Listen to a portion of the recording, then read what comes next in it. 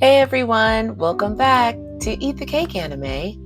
I'm your host, Jay Renee. Well, Slice of Life has been a slice. I'm telling you, this month has been so great. Exploring Slice of Life anime with you guys has been so fun. We thank you so much for all of the support that you guys have given us at Eat the Cake Anime. We've explored some great Slice of Life animes this month. We've talked about the ones that were cozy, the ones that had the everyday moments. We've talked about self-expression, things that were great, and how with Slice of Life anime, with the turn of the seasons, it's so great. Let me tell you something. There are Slice of Life animes out there, you guys, that while they seem great on the surface, they get way darker than you think. Because at first glance, Slice of Life anime seems like the safest bet for a chill viewing experience, right? They're all about taking these little moments, these everyday human elements, child rearing, going to school, things of that nature, just kind of a great comfort show about nothing. But then you have some animes like Bakurano that start out really, really nice, and they kind of lure you in with the sweet stuff only to kind of gut punch you with like horror or something that's completely unexpected on a psychological or existential realm. Like they will blow you into a false sense of security, then pull the rug out from under you. So I just want to say with Slice of Life anime, you really have to be careful, and it's so much out there. We talked about the subset of the Yashike, which is relaxing anime, but then you go into the ones that are so dark. You have School Live. It's a school anime that's set in a zombie apocalypse. Higurashi.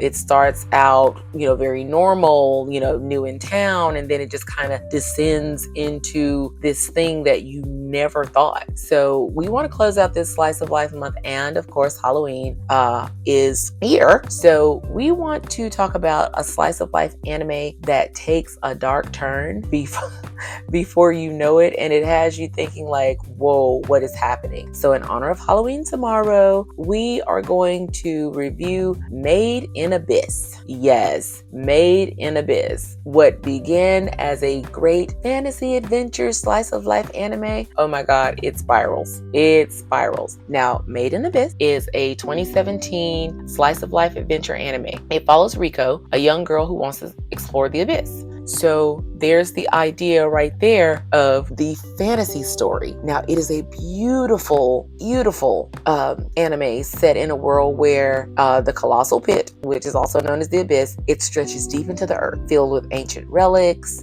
mysterious creatures, and also we will find out deadly secrets. The story follows Riko, who's a young orphan who dreams of becoming a legendary cave raider like her mother, and of course Reg, a robotic boy with no memory of his origin. So together, these two, they descend into the abyss in search of answers, confronting both the wonders of where they are and of course the not so pleasant parts that ensue. So with the abyss, I think what lures people in before it turns dark is the unparalleled world building that it has. The Abyss is one of the most intricately crafted settings in anime, hands down. Producer Ron will agree. Anyone, if you have a problem with it, let's talk about it. Each layer of that pit introduces new ecosystems, new relics, dangers, all governed by a mysterious curse, I'm holding my fingers up in quotes, that affects those who ascend. The deeper the descent into the abyss, the more surreal and ultimately the more terrifying the environment becomes. The show treats the abyss almost like a living entity, you guys. It's beautiful and it's so brutal, in its craftsmanship, and every detail feels purposeful for what the artists were trying to do. But despite the whimsical art style, Made in Abyss tackles heavy themes. And as you go on and watch the show, you get a peek into those themes. Loss, they talk about trauma, exploitation. Y'all, it even dives into the ethics of scientific discovery. You have characters like Bondrewd that embody chillingly moral ambiguity, which is forcing you as you watch it to maybe confront some uncomfortable truths about progress and sacrifice. I mean, just think about where we are now in the world of AI. I can think back 25, 30 years ago when the big thing was streaming services, downloading music, all of that. Progress versus sacrifice. The emotional arcs in Made in the Abyss, especially involving Nanachi and Midi, oh gosh, they are so, it's very moving, deeply human, and I think that you would like it. Made in Abyss also has stunning visuals. Take a look at this. 3 episodes in, you will not be disappointed. Kinema Citrus delivers elite level animation. That studio made sure that it contrasted lush, dreamlike landscapes with a couple of grotesque horrors, I must say. The art style that you see in Made in Abyss, it lures you in with the softness and its niceness, only to break those expectations when it gets intense. Even the music. The music was composed by Kevin Penkin. The scores, you guys, haunting, emotionally charged, elevates every moment into something transcendent. It's just like when you have a great movie and the crescendos and everything, kind of like a Phantom of the Opera-esque almost, where you can see these things that are,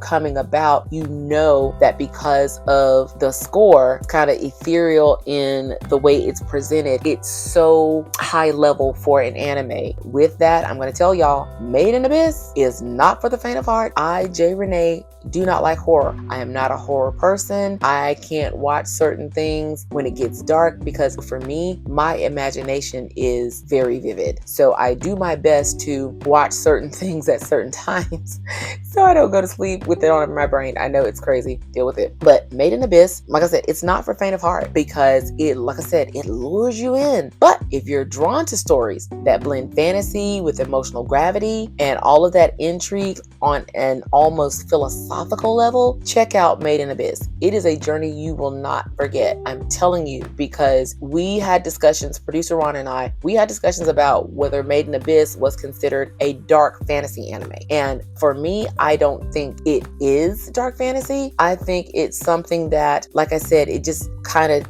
takes a turn. If you think about Rico and Reg the robot, the deeper the pair goes, the more they encounter these creatures and they experience the actual curse of the abyss. Every layer they go down gets more and more intense, and y'all, before you know it, this anime, it just descends into a world of, I don't want to say loss of innocence, but that's almost how you can describe it. This does not shy away from depicting suffering, and they do it in graphic detail. But the kicker is the gory details, they're grounded in emotional storytelling, and before you know it, you're pulled in. It is a great watch. Now, Made in Abyss came out in 2017, but now in 2025, I can tell you guys, it still holds up today. You can check it out. It should be streaming on High Dive. I know it's available on Kodi. I don't know about Netflix, but should be available on Crunchyroll. You guys check it out. Slice of Life has so many different directions it can go into. As you see, some of the things that we talked about this month, and everything that's lighthearted, from My Dress Up Darling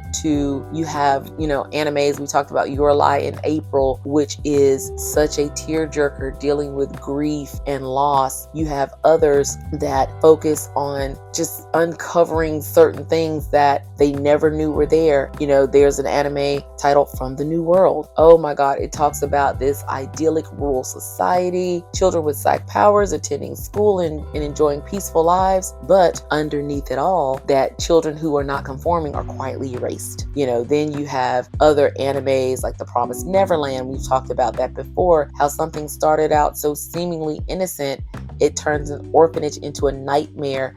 Made in Abyss kind of gives off certain energies, but yes, it is truly classified as a slice of life anime, but one that takes a darker turn. I would actually give Made in Abyss, for me, I would give it a 7, simply because I'm not into the grotesque things that I see sometimes, when I watch this anime, but the storytelling was so good that it was kind of easy to look past it after a while. But in reality, you guys, it did make me uncomfortable. It made me uncomfortable. But Slice of Life does that. So we are so glad here at Eat the Cake Anime you have a chance to hear this review. Check it out. Made in Abyss, if that's the kind of thing that you want to check out, that starts out kind of sweet but then takes a turn and you're plunged into this world of everything from psychological terror to, just inside exploration of self. I think Made in Abyss would be a perfect anime for you. All right, you guys, I think that's it for this week. You guys that are celebrating Halloween, going to your parties, trick-or-treating, having your kids, grandkids, friends, family over and doing everything, please have happy and safe events. So please, you guys, we want to make sure that you have fun and that you are ready to, do whatever comes next after Halloween. What do we have? Thanksgiving? Oh my God. The holidays roll on. And we here at Eat the Cake Anime are all for it. Special thanks again to Z Media Creative Studios. Thanks again, Zani. Your work is unparalleled, my darling. Keep up the great work. All right, you guys, until next time, don't forget, here at Eat the Cake Anime, what do we always say? It is okay to enjoy anime.